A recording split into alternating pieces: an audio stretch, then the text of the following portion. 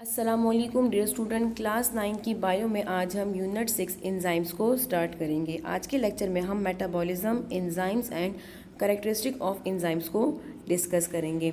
Metabolism क्या होती है स्टूडेंट? लिविंग ऑर्गेनिज्म के बॉडी में डिफरेंट टाइप्स की रिएक्शन होती हैं, जैसे कि breathing, growth, reproduction, excretion, respiration वगैरह। ये तमाम रिएक्शन बॉडी लिविंग ऑर्गेनिज्म के बॉडी में क्यों होते हैं? In order to maintain life. So वो तमाम केमिकल रिएक्शन जो लाइफ को मेंटेन रखने के लिए लिविंग ऑर्गेनिज्म की बॉडी में होते हैं, उन तमाम केमिकल रिएक्शन को कलेक्टिवली मेटाबॉलिज्म कहा जाता है। मेटाबॉलिज्म को हम डिफाइन कर सकते हैं, sum of all chemical reaction going on within a living organism is called metabolism. यानी कि वो तमाम केमिकल रिएक्शन जो लिविंग ऑर्गेनिज्म की बॉडी में होते हैं, उन केमिकल रिएक्शन के सम को मेटाबॉलिज्म कहा जाता है। अब जो मेटाबॉलिज्म है जो लिविंग ऑर्गेनिज्म की बॉडी में होते हैं, इसमें टू मेन प्रोसेसेस शामिल हैं। एक इसमें होता है एनाबॉलिज्म और सेकंड है इसमें कैटाबॉलिज्म। यानी कि जो एनाबॉलिज्म और जो कैटाबॉलिज्म है, दो रिएक्शन है, इन दोनों को कलेक्टिवली कहा जाता है मेटाबॉलिज्म। अब एनाबॉलिज्म क्या है? एनाबॉलिज्म एक ऐसा प्रोसेस है जिसमें स्मॉल मॉलिक्यूल को माइक्रो मॉलिक्यूल भी कहा जाता है। ऐसा रिएक्शन जिसमें स्मॉल मॉलिक्यूल आपस में कंबाइन होकर लार्ज मॉलिक्यूल बनाए, मैक्रो मॉलिक्यूल बनाए, ऐसे रिएक्शन को कहा जाता है anabolism. The process in which small molecules combine together and form large molecule are known as anabolism। जैसे कि हमारे पास एग्जांपल है फोटोसिंथेसिस। फोटोसिंथेसिस में क्या होता है? जो ग्रीन प्लांट होते हैं वो सनलाइट की प्रेजेंस में कार्बन डाइऑक्साइड और वाटर से हमारे लिए फूड प्रिपेयर करते हैं, साथ साथ ऑक्सीजन गैस भी प्रोड्यूस करते हैं। तो इस प्रोसेस में क्या होता है? कार्बन डाइऑक्साइड और वाटर जो कि हमारे पास स्मॉल मॉलिक्यूल है, ये कंबाइन होके लार्ज मॉलिक्यूल बनाते हैं, फूड बनाते हैं। तो ऐसे प्रोसेस को कहा जाता है एनाबॉलिज्म, जिसमें स्मॉल मॉलिक्यूल कंबाइन होकर लार्ज मॉलिक्यूल बनाते हैं। अब कैटाबॉलिज्म क्या है? कैटाबॉलिज्म जो है ये ऑपोजिट है एनाबॉलिज्म के। यानी कि इसमें क्या होगा? इसमें break down of large molecule into small molecule होगा। इसमें जो लार्ज मॉलिक्यूल होंगे वो ब्रेक डाउन करेंगे और वो क्या बनाएंगे? वो स्मॉल मॉलिक्यूल बनाएंगे। इसको हम डिफाइन कर सकते हैं, the process in which large molecule broken down into small molecule. For example हमारे पास जो रिस्पायरेशन है, रिस्पायरेशन में क्या होती है? फूड की ब्रेक डाउन होती है, जिसमें जो फूड है वो ऑक्सीजन की प्रेजेंस में ब्रेक डाउन करके क्या करते हैं? कार्बन डाइऑक्साइड और वाटर बनाते हैं, साथ साथ एनर्जी भी रिलीज करते हैं in the form of ATP। तो हमारे पास दो प्रोसेस है, कैटाबॉलिज्म और एनाबॉलिज्म। कैटाबॉलिज्म में क्या होते हैं? फूड की तोड़फोड़ होती है और एनाबॉलिज्म में फूड की प्रोडक्शन होती है। तो इन दो प्रोसेस को कलेक्टिवली कहा जाता है मेटाबॉलिज्म। अब मेटाबॉलिज्म जो कि एक तमाम रिएक्शन है, यानी कि जो कैटाबॉलिज्म और जो एनाबॉलिज्म है, लिविंग ऑर्गेनिज्म की बॉडी में इनको एक ख़ास तरह के सब्सटेंसेस कंट्रोल करते हैं। उन सब्सटेंस को कहा जाता है एंजाइम्स। एंजाइम्स क्या है? वो दो substances which control the all the metabolism reaction. Enzymes को हम डिफाइन कर सकते हैं। एंजाइम हमारे पास बायोलॉजिकल कैटलिस्ट है। कैटलिस्ट का मतलब होता है वो सब्सटेंसेस जो कि किसी केमिकल रिएक्शन को स्पीड अप करते हैं। बायोलॉजिकल का मतलब होता है कि जो लिविंग ऑर्गेनिज्म की बॉडी में जो रिएक्शन होते हैं उनको स्पीड अप करता है। तो एंजाइम्स क्या है? Enzymes are the biological catalyst which speed up all the chemical reaction which are taking place in the bodies of living organism. Enzymes are protein in nature, यानी कि ये क्या है? ये प्रोटीन से मिलकर बने हैं। अब एंजाइम जो है वो जिस सब्सटेंस पे एक्ट करता है ऐसे उनको कहा जाता है सबस्ट्रेट। फॉर एग्जांपल हमारे पास डाइजेशन का प्रोसेस है। डाइजेशन के प्रोसेस में क्या होता है? फूड की ब्रेक डाउन होती है। अब क्या होगा? डाइजेशन के प्रोसेस में एंजाइम जो है क्या करेगा? वो फूड पे एक्ट करेगा। तो वो सब्सटेंसेस जिस पे एंजाइम एक्ट करता है उन सब्सटेंस को कहा जाता है substrate. The molecule that react with enzymes in enzyme catalyst reaction, यानी कि जिन पे एंजाइम एक्ट करता है, जो कि एंजाइम के साथ रिएक्शन करता है, उसको कहा जाता है सबस्ट्रेट। अब एंजाइम कैटलिस्ट रिएक्शन में जो सब्सटेंस बनते हैं उनको कहा जाता है product. The substance produce in the reaction are known as product. अब स्टूडेंट एंजाइम जो है वो हमारे पास दो तरह के होते हैं। एक होते हैं इंट्रासेलुलर एंजाइम और एक होते हैं एक्स्ट्रा सेलुलर एंजाइम। इंट्रा का मतलब होता है इनसाइड, सेलुलर का मतलब होता है सेल। यानी कि इंट्रा सेलुलर का मतलब है इनसाइड द सेल और एक्स्ट्रा सेलुलर का मतलब है आउटसाइड द सेल। ऐसे एंजाइम जो कि इनसाइड द सेल काम करते हैं उनको कहा जाता है इंट्रासेलुलर एंजाइम। फॉर एग्जांपल हमारे पास जो ग्लाइकोलाइसिस का प्रोसेस है जिसमें ग्लूकोज की ब्रेकडाउन होती है वो साइटोप्लाज्म में होती है, इनसाइड द सेल होती है, उसको कहा जाता है इंट्रासेलुलर एंजाइम। ऐसे एंजाइम जो कि आउटसाइड द सेल काम करते हैं, फॉर एग्जांपल पेप्सिन हमारे पास एक एंजाइम है जो कि स्टमक कैविटी में काम करता है। ऐसे एंजाइम को जो आउटसाइड द सेल काम करते हैं, वर्क करते हैं, उनको एक्स्ट्रा सेलुलर एंजाइम्स कहा जाता है। अब ये एंजाइम जो है किस तरह से काम करते हैं, किस तरह से ये केमिकल रिएक्शन को स्पीड अप करते हैं, तो स्टूडेंट्स रिएक्टेंट को प्रोडक्ट में कन्वर्ट करने के लिए इनको एक एनर्जी बैरियर को क्रॉस करना होता है। यानी कि रिएक्टेंट को प्रोडक्ट में कन्वर्ट करने के लिए small amount of energy require होती है।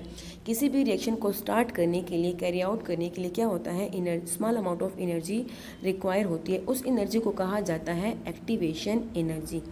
Minimum amount of energy required for a reaction is called activation energy. Minimum amount of energy required for a reaction is called activation energy. किसी भी reaction को proceed करने के लिए जो energy require होती है, रिएक्टेंट को प्रोडक्ट में कन्वर्ट करने के लिए जो एनर्जी रिक्वायर होती है, इस एनर्जी को कहा जाता है एक्टिवेशन एनर्जी।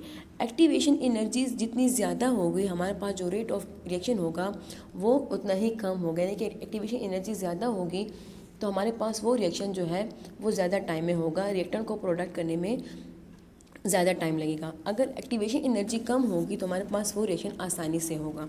अब एंजाइम्स क्या करते हैं, एंजाइम जो है इस एक्टिवेशन एनर्जी को कम कर देते हैं, यानी कि उस रिएक्टेंट को प्रोडक्ट में कन्वर्ट करने में आसानी देते हैं।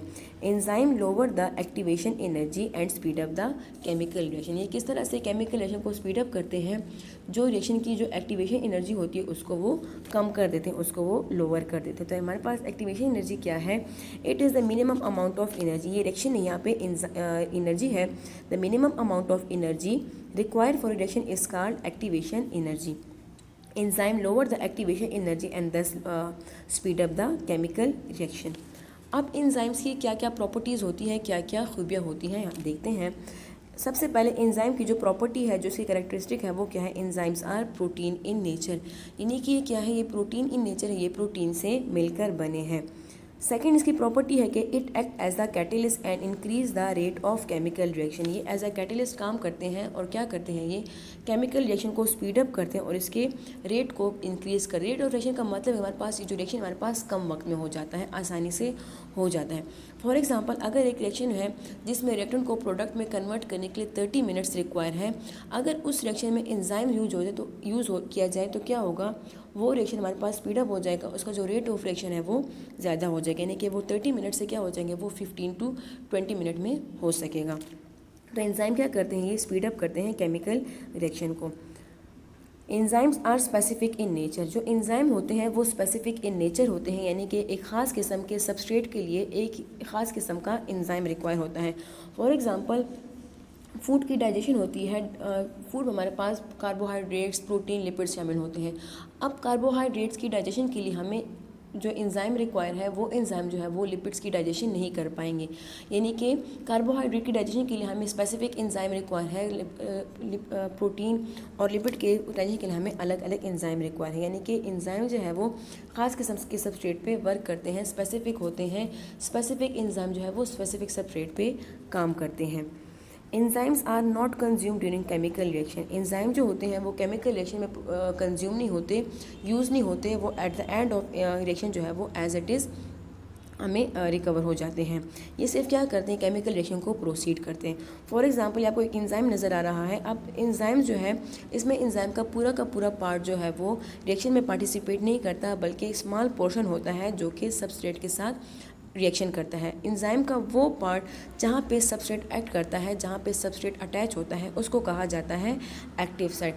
अब ये जो साइड है क्या, ये एक्टिव साइड है। यहाँ पे क्या होगा, यहाँ पे सबस्ट्रेट अटैच होगा, वो क्या बनाएंगे, वो एंजाइम सबस्ट्रेट कम्प्लेक्स बनाएंगे। एंजाइम इसको क्या करेगा, इस सबस्ट्रेट को प्रोडक्ट में कन्वर्ट करेगा। अब हमारे पास यहाँ पे जो प्रोडक्ट बन गए, क्या होंगे, प्रोडक्ट बनने के बाद ये जो है ये एंजाइम से अलग हो जाएंगे। हमारे पास एंजाइम जो है एज इट इज़ आ जाएगा, यानी कि केमिकल रिएक्शन में कंज्यूम नहीं होगा, यूज़ नहीं होगा। Small amount of enzyme can catalyse large amount of substrate. एक लार्ज सबस्ट्रेट को कैटेलाइज करने के लिए, उसको प्रोडक्ट में कन्वर्ट करने के लिए हमें small amount of enzyme require होता है। In complex metabolic reaction, enzyme work together in a specific order. One enzyme take the product of another enzyme as a separate. हमारे पास जो कम्प्लेक्स मेटाबॉलिक रिएक्शन होते हैं जिसमें डिफरेंट स्टेप्स होते हैं, उसमें क्या होता है कि एंजाइम जो है वो एक स्पेसिफिक ऑर्डर में काम करते हैं। यानी कि एक एंजाइम का जो प्रोडक्ट होता है, उसका जो प्रोडक्ट होता है वो दूसरे एंजाइम का के लिए सबस्ट्रेट हो सकता है। फॉर एग्जांपल हमारे पास ग्लाइकोलाइसिस का प्रोसेस है जिसमें ग्लूकोज की ब्रेकडाउन होती है, ग्लूकोज को फ्रक्टोज में कन्वर्ट किया जाता है। अब इस ग्लूकोज को फ्रक्टोज में कन्वर्ट करने के लिए डिफरेंट स्टेप्स रिक्वायर होते हैं। पहले स्टेप में क्या होता है, ग्लूकोज जो है वो ग्लूकोज 6 फॉस्फेट बनाता है। अब ग्लूकोज को ग्लूकोज 6 फॉस्फेट में कन्वर्ट करने के लिए जो एंजाइम रिक्वायर है वो है ग्लूकाकाइनेज। ग्लूकाकाइनेज में जो इसका सबस्ट्रेट है वो ग्लूकोज है और जिसका प्रोडक्ट है वो ग्लूकोज 6 फॉस्फेट है। अब ये जो ग्लूकोज 6 फॉस्फेट है ये जो है अब ये किसी जो कि ग्लूकोकाइनेज का प्रोडक्ट है, ये ग्लूकोज 6 फॉस्फेट किसी और एंजाइम के लिए सबस्ट्रेट हो सकता है। यानी कि इस ग्लूकोज 6 फॉस्फेट को फ्रक्टोज 6 फॉस्फेट में कन्वर्ट करने के लिए जो एंजाइम रिक्वायर है वो है फॉस्फोग्लूकोआइसोमरेज।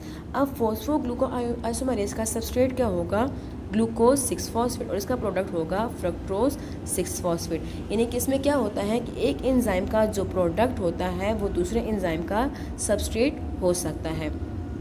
अब फ्रक्टोज 6 फॉस्फेट को फ्रक्टोज 1,6 फॉस्फेट में कन्वर्ट करने के लिए जो एंजाइम रिक्वायर है वो है फॉस्फोफ्रक्टोज काइनेज। अब फॉस्फोफ्रक्टोज काइनेज का जो सबस्ट्रेट होगा वो क्या होगा, वो फ्रक्टोज 6 फॉस्फेट होगा जो कि इस एंजाइम का प्रोडक्ट था, और इसका प्रोडक्ट होगा फ्रक्टोज 1,6 फॉस्फेट। तो हमारे पास मेटाबॉलिक केमिकल रिएक्शन जो होते हैं उनमें एंजाइम जो है वो स्पेसिफिक ऑर्डर में काम करते हैं। एक एंजाइम का जो प्रोडक्ट होता है वो दूसरे एंजाइम का सबस्ट्रेट हो सकता है। यानी कि जो प्रोडक्ट होगा उस पर जब एंजाइम काम कर सकता है, उस पर वर्क कर सकता है। इसके साथ साथ एंजाइम की और क्या कैरेक्टरिस्टिक है कि हमारे पास कुछ एंजाइम इस तरह से होते हैं कि उनको वर्क परफॉर्म करने के लिए कुछ नॉन प्रोटीनिक पार्ट रिक्वायर होते हैं, और नॉन प्रोटीनिक पार्ट को कहा जाता है cofactor. Some enzyme requires non protein molecules which are called cofactors. These cofactor are required for their action. अब हमारे पास जो कोफैक्टर्स होते हैं ये दो तरह के होते हैं, एक होते हैं ऑर्गेनिक और एक होते हैं इनऑर्गेनिक। जो ऑर्गेनिक है वो भी फर्दर 2 टाइप्स के हैं, प्रोस्थेटिक ग्रुप एंड कोएंजाइम। अब प्रोस्थेटिक ग्रुप क्या है, ये हमारे पास ऐसे ऑर्गेनिक मॉलिक्यूल है, ऐसे नॉन प्रोटीनिक ऑर्गेनिक मॉलिक्यूल हैं जो कि एक्टिव साइट के साथ परमानेंटली या फिर टाइटली अटैच हो जाते हैं। जबकि हमारे पास कोएंजाइम क्या है, वो हमारे पास ऐसे ऑर्गेनिक मॉलिक्यूल हैं, ऐसे नॉन प्रोटीनिक पार्ट है जो कि एक्टिव साइट के साथ परमानेंट अटैच नहीं होते, ये लूजली बाउंड होते हैं। अब हमारे पास जो इनऑर्गेनिक कोफैक्टर है उनमें हमारे पास एक्टिवेटर्स है। एक्टिवेटर में हमारे पास मेटल आयन शामिल है जैसे कि जिंक, कॉपर या फिर आयरन। ये क्या करते हैं, ये टेम्परेरी अटैच होते हैं एंजाइम्स के साथ, ये टेम्परेरी अटैचमेंट करते हैं एंजाइम्स के साथ। तो कोफैक्टर्स क्या है, कोफैक्टर हमारे पास नॉन प्रोटीनिक पार्ट है। ये हमारे पास 2 तरह के होते हैं, एक होते हैं ऑर्गेनिक और एक है इनऑर्गेनिक। ऑर्गेनिक में भी फर्दर 2 टाइप्स हैं, प्रोस्थेटिक ग्रुप एंड कोएंजाइम। जबकि इनऑर्गेनिक में क्या है, एक्टिवेटर्स, जिनमें हमारे पास मेटल्स आयन शामिल है जैसे कि जिंक, कॉपर और आयरन। हमने कहा कि enzymes are specific in nature. तो एंजाइम किस तरह से स्पेसिफिक है, एंजाइम की स्पेसिफिसिटी क्या है, they are specified for their substrate and type of reaction. यानी कि स्पेसिफिक रिएक्शन के लिए स्पेसिफिक सबस्ट्रेट के लिए हमारे पास एक स्पेसिफिक एंजाइम होता है। फॉर एग्जांपल हमारे पास प्रोटीएज है, एक एंजाइम है जो कि क्या करता है, जो कि सिर्फ प्रोटीन की डाइजेशन को स्पीड अप करता है। यानी कि जो प्रोटीएज है सिर्फ प्रोटीन को डाइजेस्ट करेगा, ये कार्बोहाइड्रेट या फिर स्टार्च वगैरह को डाइजेस्ट नहीं करेगा। इसी तरह अमाइलेज हमारे पास एक एंजाइम है जो कि क्या करता है, it work for the digestion of starch only. ये सिर्फ स्टार्च को डाइजेस्ट करेगा, ये सेलुलोज या फिर प्रोटीन को डाइजेस्ट नहीं करेगा। इसी तरह हमारे पास सेलुलेज एक एंजाइम है जो कि क्या करता है, जो कि सेलुलोज को की डाइजेशन को स्पीड अप करता है। लिपेज हमारे पास एंजाइम है जो कि सिर्फ लिपिड्स को डाइजेस्ट करते हैं। हमारे पास जो एंजाइम होते हैं ये स्पेसिफिक इन नेचर होते हैं, स्पेसिफिक सब्सटेंस या फिर स्पेसिफिक रिएक्शन के लिए हमारे पास एक स्पेसिफिक एंजाइम होते हैं। तो स्टूडेंट्स आज के लेक्चर में हमने मेटाबॉलिज्म, एंजाइम्स और कैरेक्टरिस्टिक ऑफ एंजाइम्स को डिस्कस किया। शुक्रिया।